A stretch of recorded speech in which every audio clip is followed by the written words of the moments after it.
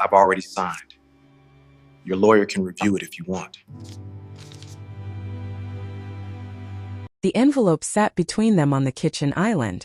Sandra Mitchell, 32, creative director at Hartwell Media Group, stared at the cream-colored paper. Her husband of 5 years stood across from her, hands in his pockets, posture relaxed, like he was discussing a business merger.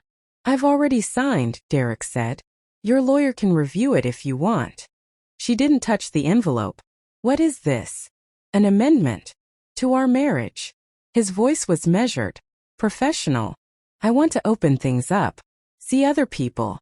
I think it's healthier for both of us, given the circumstances." The circumstances. He meant the baby they didn't have. The one they'd been trying for 3 years to conceive. The fertility treatments. The doctor's appointments. The quiet, crushing disappointment every single month. Sandra's fingers traced the marble countertop. "You want permission to cheat. I want honesty in our relationship." Derek adjusted his watch, the Rolex she bought him for their anniversary. "This way nobody's lying. Nobody's sneaking around.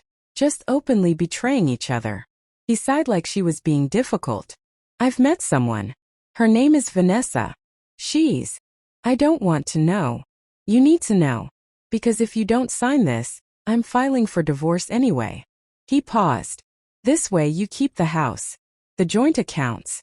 Everything stays intact. You just... let me have this." Sandra looked at him, really looked at him. The man she'd built a life with. The man who used to hold her when the pregnancy tests came back negative. The man who'd promised they'd figure it out together. That man was gone. She wasn't sure when he'd left. "How long have you been seeing her?" "That's not relevant." Which meant months. Maybe longer. Sandra reached for the envelope, pulled out the papers, scanned the first page. Legal jargon. Clauses about mutual consent and separate romantic relationships. A modification to their prenuptial agreement. Her prenup. The one Derek had insisted on before the wedding. The one that gave her almost nothing if they divorced. "I'll think about it," she said. Derek's jaw tightened. "I need an answer by tomorrow." "Then you'll have one tomorrow." He left without kissing her goodbye. Sit back and enjoy this revenge story. Let us know in the comments where you're watching from. We'd love to hear from you. And if you're new here, click on the subscribe button so you never miss any of our upcoming videos. Sandra didn't sleep that night. She sat in the home office Derek never used, laptop open, reading the amendment over and over, looking for loopholes, escape routes, anything that would protect her. There was nothing. If she signed, he could parade his mistress around while keeping Sandra tethered to a marriage in name only. If she didn't sign, she'd walk away with the savings account she'd had before the wedding, $43,000, and nothing else. The house was in his name. The cars. Even the furniture they bought together. She'd been so stupid. So trusting. At 3 in the morning she called her sister Nicole. "He wants an open marriage," Sandra said when Nicole answered, voice thick with sleep. There was a pause. Then, "That bastard. He's moving someone in. If I don't agree, he's divorcing me anyway. Don't sign anything. We'll fight this." "With what money?" "His family has lawyers on retainer." Nicole was quiet for a moment. "Where are you going to go?" "I don't know." But that wasn't entirely true. Sandra had one option. One card she'd never planned to play. 3 months ago, she'd attended a marketing summit in Toronto. Sat next to a man during the keynote speech. They'd talked during the break, just casual conversation about the industry, about creative strategy, about the future of digital media. His name was William Cross, billionaire tech mogul, CEO of Cross Tech Industries, and Derek's most bitter business rival. William had given Sandra his card, told her if she ever wanted to leave Hartwell Media. His company was always looking for talent. She'd kept the card in her wallet, never mentioned it to Derek. Now she pulled it out and stared at the embossed lettering. What she didn't know yet was that William Cross had been waiting for her to call. 24 hours after Derek handed her the envelope, Sandra came home to find Vanessa's suitcases in the foyer. Derek stood in the living room, arms crossed. "You didn't sign." "No." "Then you need to leave. Tonight." Sandra looked past him. A woman lounged on the couch, mid-twenties blonde, wearing one of Derek's shirts like she already owned the place. Vanessa didn't even have the decency to look uncomfortable. "This is my house too," Sandra said quietly. "Not legally." Derek's voice was cold, clinical. "Check the deed. It's in my name. You have until 8 p.m. to pack your things." Vanessa smiled. Actually smiled. Sandra felt something crack inside her chest. Not her heart, that had already broken. This was something else. Something harder. Colder. "Fine," Sandra said. She went upstairs, packed a single suitcase, took her laptop, her passport, and the jewelry her grandmother had left her. Everything else could burn.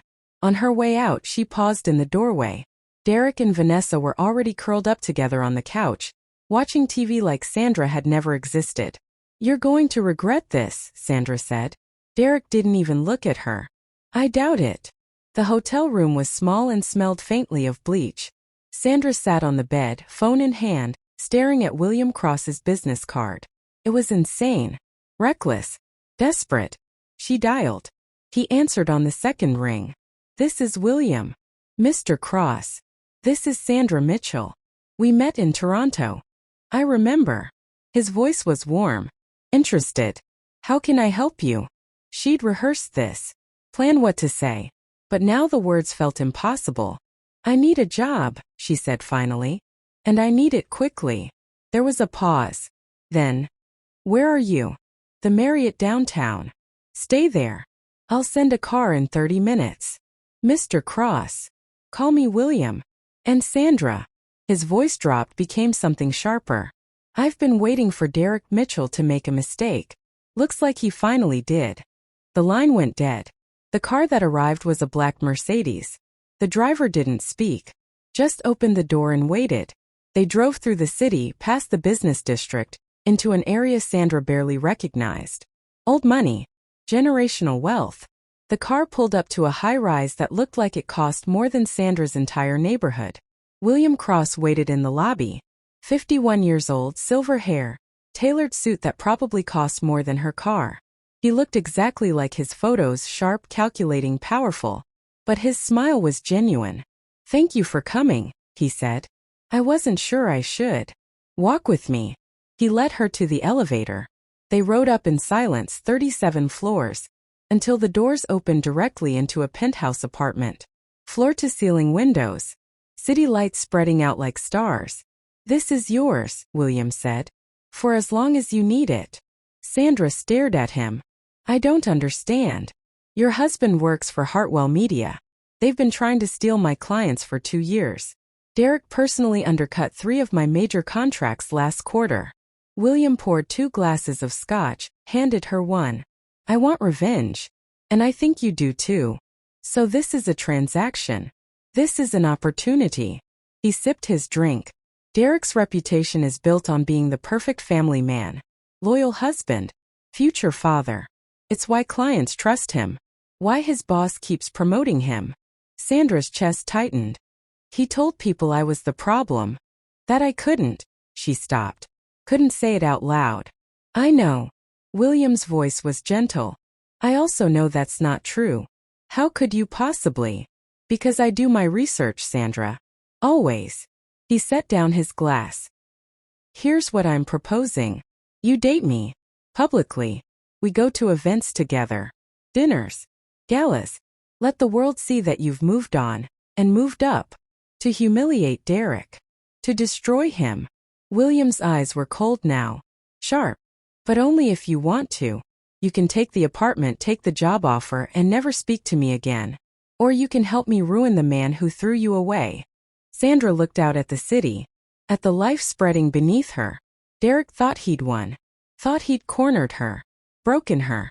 He had no idea what was coming. "What's the job?" she asked. "Creative director. Cross-tech media division. Double your current salary. Full benefits. And your own team." He paused. "I've read your portfolio. You're wasted at Hartwell. And in exchange? Be my girlfriend.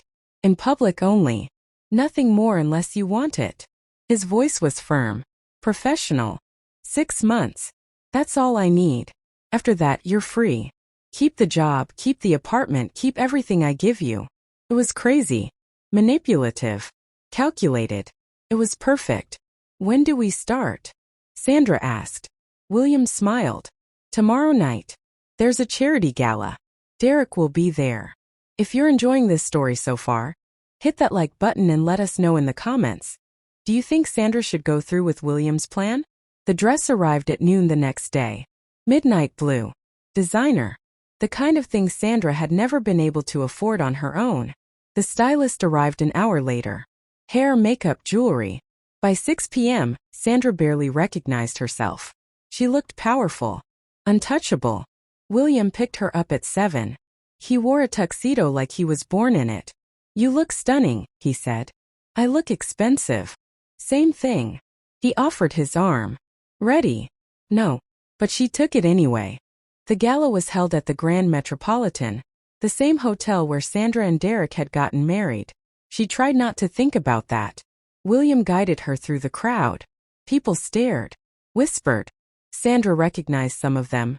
Derek's colleagues, his clients, people who'd smiled at her at dinner parties and then ghosted her the moment the separation rumors started.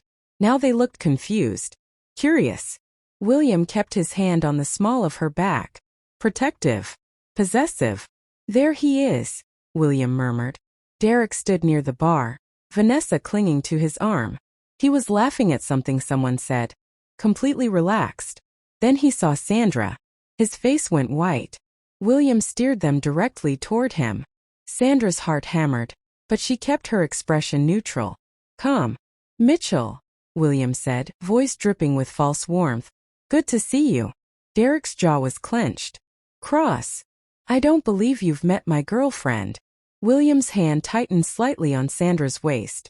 Sandra, this is Derek Mitchell. We're competitors. Nice to meet you, Sandra said, extending her hand. Derek stared at her like she'd grown a second head. Vanessa looked between them, confused. Wait, isn't that nobody important? Derek said sharply. William laughed. Actually, Sandra's my new creative director. Just poached her from Hartwell. Best hire I've made in years. The color drained from Derek's face. You're working for him? I needed a job, Sandra said simply. You made that clear. People were watching now. Listening. Derek's reputation, his carefully constructed image, was cracking in real time. We should go, Vanessa whispered, tugging Derek's arm. But Derek couldn't move. Couldn't look away from Sandra. Enjoy your evening, William said pleasantly. Then he led Sandra away, leaving Derek standing frozen in the middle of the ballroom. As they walked, William leaned down and whispered. That was perfect. Sandra's hands were shaking, but she was smiling. For the first time in months, she felt powerful. The next morning, Sandra's phone exploded. Texts from old friends. Calls from Derek's family. Even her own mother, asking if the photos from the gala were real. Because of course there were photos. William had made sure of that. Sandra Mitchell and William Cross. Together. Smiling. Looking like they'd been together for years. The media loved it. Tech billionaire's new romance, one headline read. Crosstech CEO steps out with mystery woman. Mystery woman. As if Sandra had never existed before last night. Derek called 17 times. She didn't answer. Finally a text came through, we need to talk. This is insane. Sandra deleted it. 3 weeks later, William called her into his office. I have something to show you, he said. He handed her a file. Medical records. Test results. Her name at the top. I don't understand, Sandra said, flipping through pages. Fertility tests.